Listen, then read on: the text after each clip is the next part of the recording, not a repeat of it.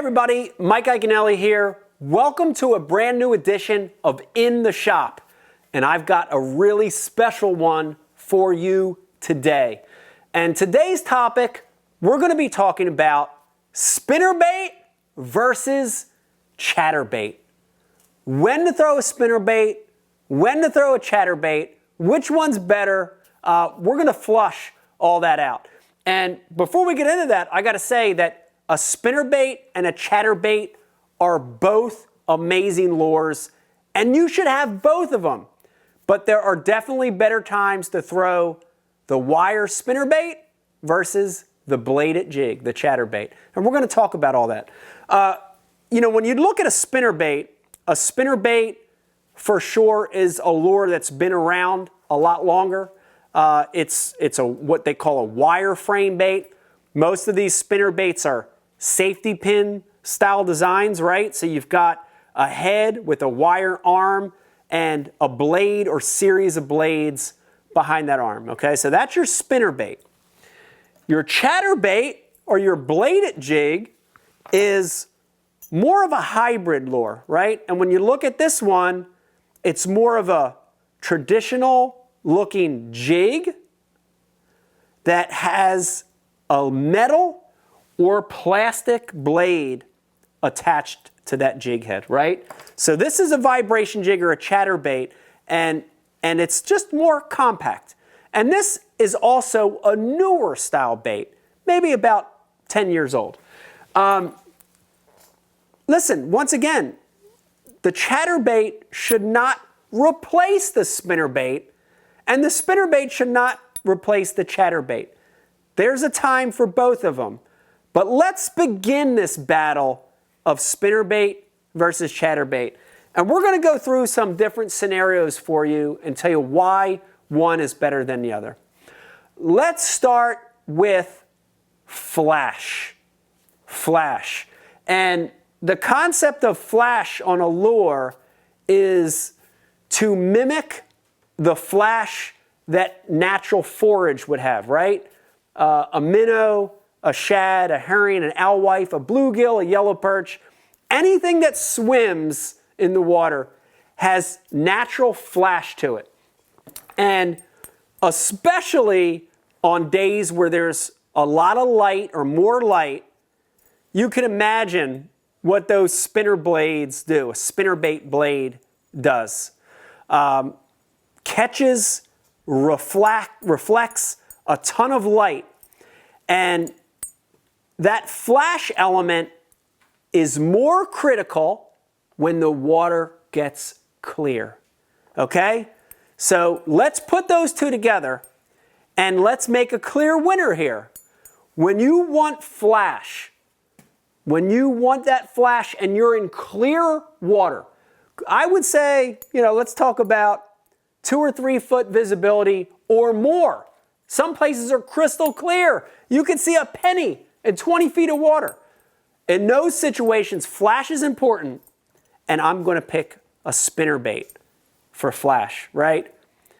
That small blade, metal blade, or plastic blade of a chatterbait vibration jig, it's got some surface area there, and it puts off a little bit of flash. But look at that compared to the willow blades of a spinnerbait. There's no comparison. Way more surface area, willow design. It's got a peak to it, so when the light hits it, it reflects sort of at an angle. And I don't think there's a better lure to have flash in clean water than a spinnerbait, right? So 100%, I'm going to go with a spinnerbait when we're talking about flash. But let's turn the tables now and talk about vibration, okay? Now we're going to talk about vibration. And fish feed by feel just as much as sight, right? So flash was attracting that fish to the bait with his eyes. But now let's talk about vibration. And 100% a spinnerbait with Colorado or Indiana rounded style blades, 100% that lure puts off a lot of vibration, especially a big round blade puts off a lot of vibration. And in stained to muddy water, right? We were talking about clear to super clear. Now we're talking stained to muddy. And I mean water where you drop your lure and it disappears an inch down. Stained to muddy, we want vibration. And although a spinnerbait with big round blades can put out a lot of vibration, in my opinion, nothing trumps the thump of a chatterbait for vibration. Whether you're talking about metal billed chatterbait, that big plastic bill on that Mullock's Lover vibration jig, either one, that blade puts out this undescribable thump, thump, thump, thump, thump, thump, thump. And when you throw it out, that blade going side to side and picking up water, right? The water hits it, the water hits that blade, and the surface of that blade wants to go back and forth as you reel it, right? It's simple mathematics. The thump of that blade is so, it's so pronounced, it actually shakes your rod tip. And if you've thrown chatterbaits vibration jigs, you know what I'm talking about. So in stained to dirty water, my nod, although a Colorado blade spinnerbait's good, my nod goes to a chatterbait. More vibration, stained water, nighttime fishing. When you want vibration, nothing beats a chatterbait. So chatterbait gets the win on that one. All right, let's mix it up now and talk about speed of retrieve. Speed of how fast that lure is coming in. Think about that for a second. Not only in speed are you trying to mimic the speed of bait fish, right? You know, a school of shad that's getting chased. It doesn't just go, right? You've seen bait fish being chased. You've seen shad and needlefish running for their life, right? Speed as a mimic of natural forage. And more important than that, you ready for this one? Speed as a reaction to make the fish bite. And the general rule of thumb is, the faster you reel a lure, the more you're appealing to the reactionary senses, right? You're making that fish bite because the lure is coming past them so fast, they got a split second to decide to eat it, okay? So let's talk about speed. When I want to burn a lure or fish a lure fast, right? I want to burn this thing. I want to reel it as fast as I can because I'm mimicking fast forage or I'm making the fish react. When I want to burn it, the spinnerbait gets the nod. The spinnerbait gets the nod. And the reason for that is the shape of the bait, right? Look at the safety pin style of that bait. It sort of keeps it down a lot better and enables you to reel it fast without the lure lifting, right? It doesn't have that much resistance, and that safety pin design keeps it tracking true and keeps it straight or down.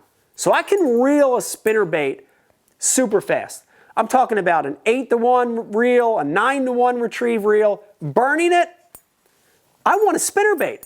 When I try burning a chatterbait, that blade, you remember from vibration, right? It's hitting water and it's pulling and lifting. So when I try burning a chatterbait, it wants to lift up and come out of the water. The spinnerbait I can burn and it stays straight or down in the water. And that's what I want, right? I want to be able to reel it and not have the lure blow out of the surface. The other great thing about spinnerbaits is I can really adjust my blades quickly on the fly. And for a fast retrieve, I can put smaller blades on a bigger spinnerbait and really be able to burn it. With a vibration jig, it's almost impossible to change these blades on the fly. So you don't have that ability to adjust to a smaller blade. And because of that, when I want a fast retrieve, when speed is important, right? I'm mimicking a fast forage. I'm trying to make the fish react. I'm in clear to crystal clear water. I don't want the fish to get a good look at the bait. I have to burn it so that they don't get a good look at the bait. Spinnerbait gets the nod. But let's flip the script one more time. What about when I want to crawl the bait?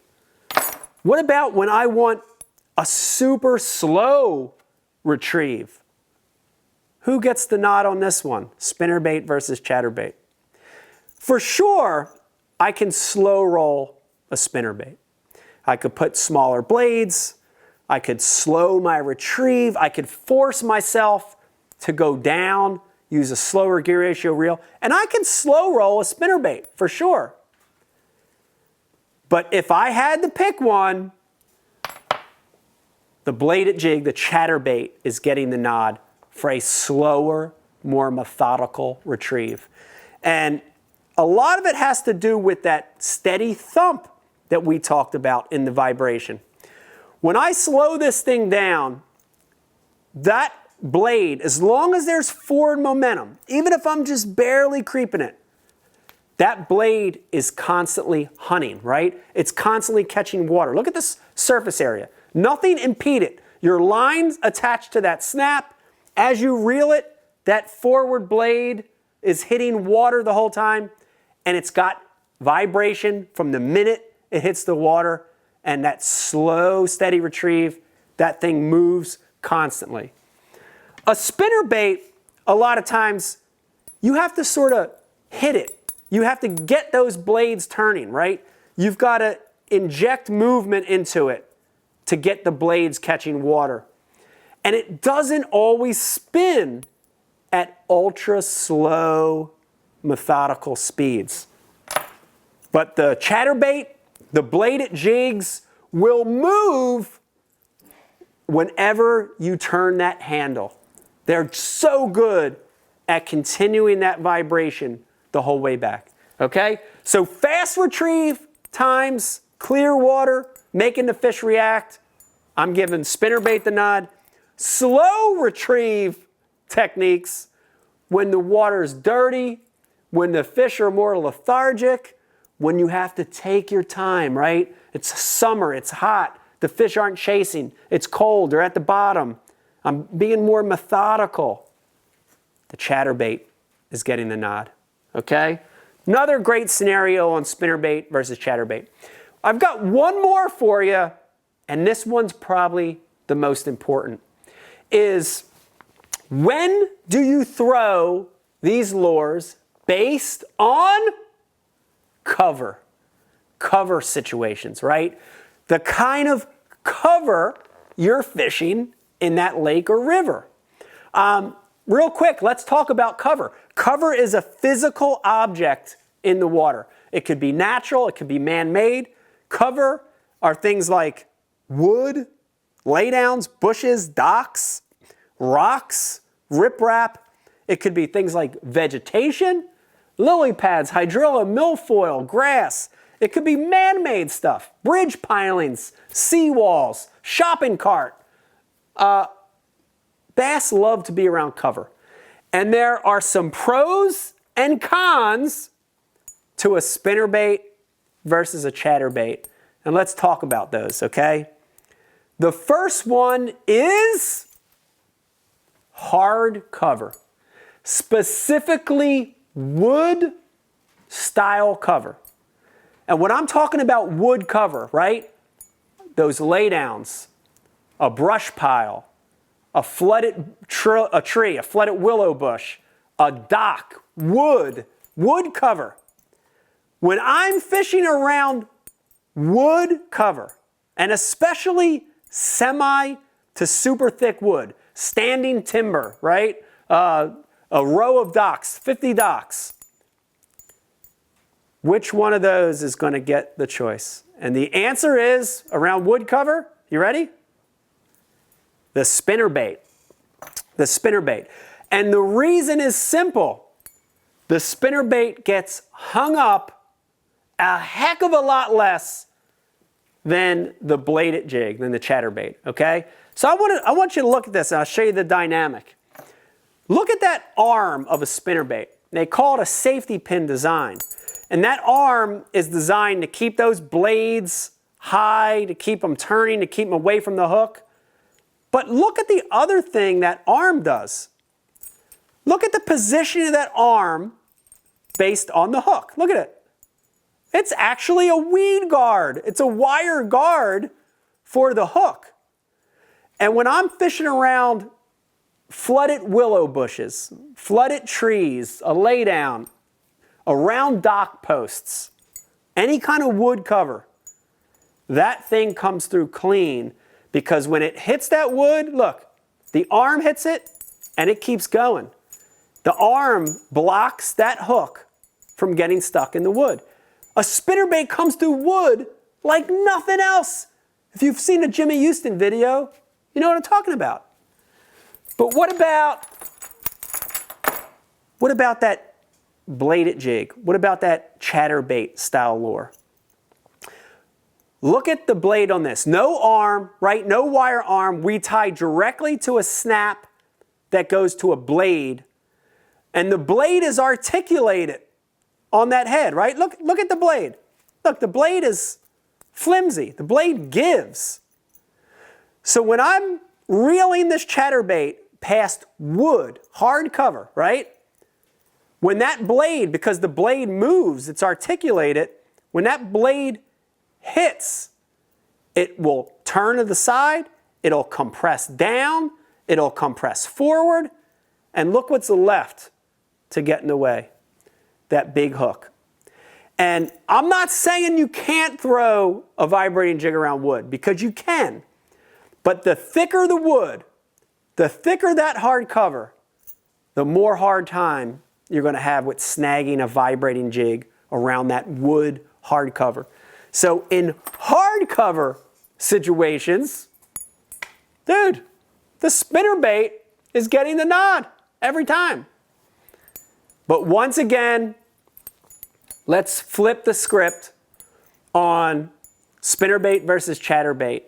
And now let's talk about, you ready for this one? Soft cover. Soft cover, right? And what I mean by soft cover are things like grass, right? Lily pads, eelgrass, milfoil, hydrilla, sandgrass, any kind of vegetation. And a lot of the lakes we fish have vegetation. For sure, both of these lures will work when there's grass. But if I had to pick one, my nod is going to chatterbait. Chatterbait. Chatterbait in soft cover situations is better. And I want to show you one of the main reasons why, and then talk about why that chatterbait is so good in grass. When we look at that same design, that safety pin design that was so good around wood, right? That arm acts to protect it from hard cover. It acts to block it. That same arm is our nemesis in soft cover, because now it's going to block it, but it's also going to hit that grass and want to stop and get tangled in that grass, right? Especially the thinner types of grass, that eelgrass, elodia, sandgrass, thinner style grass. That grass wants to hit that arm and catch it, right? It's a big, look at it, it's a big wire sticking out. So when we hit that grass, it eats it up. The grass eats it up, and when it eats it up, guess what happens? The blade stops spinning. Look, these things have ball bearing swivels on them. Look, see that swivel? The grass wraps around the swivel, and when your blades stop turning and flashing, that thing really becomes a lot less effective, okay? So because of that, the chatterbait vibration jig is so much better in soft cover. And when I'm fishing grass, the nod goes to the chatterbait, the vibration jig. And when we look at the design of this, again, because look, we're tying straight to the snap that's right on the blade, and there's our jig. Look at how much more streamlined, look at it. Look at how much more streamlined that is versus that. No wire, no blades, no swivel, just a streamlined package. In line, right? Everything's in line. And because of that, when we retrieve this through grass, it catches the grass a lot less, right? There's no arm, there's no swivel. It comes through soft cover that much better. Comes through cleaner, it's easier to get through, it's vibrating the whole time. The second reason this is so much better in grass is because you can clear it from the grass a lot better. The reality, when you fish thicker vegetation, you're going to get the lure snagged in grass. You're going to get it buried in there. When you've got to try to unsnag it from the grass with the spinnerbait, you got a lot of stuff that grass is attaching to. And it's hard to free it from the grass. But because of that more subtle inline design of a vibrating jig, metal bill or plastic bill, when that thing gets buried in the grass, all we're going to do is give it a quick snap, almost like a rattle trap, almost like a lipless crankbait, right? We're reeling it through the grass. If we feel the vibrations stop, or if we feel like it's bogged down in grass, all I'm going to do is snap my rod real hard, just give it a jerk to the side, up or to the side. And what happens is that chatterbait is in that grass and it frees out. And as soon as it frees out, you start reeling again and boom, boom, boom. It's back on its vibration. In fact, that movement of snatching it out of the grass and continuing your retrieve produces so many bites. So many bites I get on a chatterbait in the grass happen when I snatch it out of the grass and I start to retrieve again. Simple fact is you cannot do it as good with the spinnerbait. So for soft cover, the chatterbait gets the nod. Listen to me, the reality of spinnerbait versus chatterbait is you need to have both of these tools in your boat with you. You need to have both of them tied on. But think about some of the rules we talked about today. Flash versus vibration, fast retrieve speed versus slow and methodical, and last but not least, cover types. Hard cover versus soft cover. Think about those three things when choosing between a spinnerbait and a chatterbait, and that's going to help you catch a lot more fish. Listen to me, I hope you enjoyed this episode of spinnerbait versus chatterbait out here in the shop. If you're not a subscriber, stop right now, mash that subscribe button, and you're going to get fresh content every week. We're going to get new stuff to you. If you're already a subscriber, do me a favor, tell your fishing friend about Mike Iaconelli Fishing on YouTube. He's going to learn a lot. She's going to learn a lot. Brand new content every single week. Tips like this coming to you straight from the shop. Good luck. Tie those on. You'll catch a bunch of fish. See you later.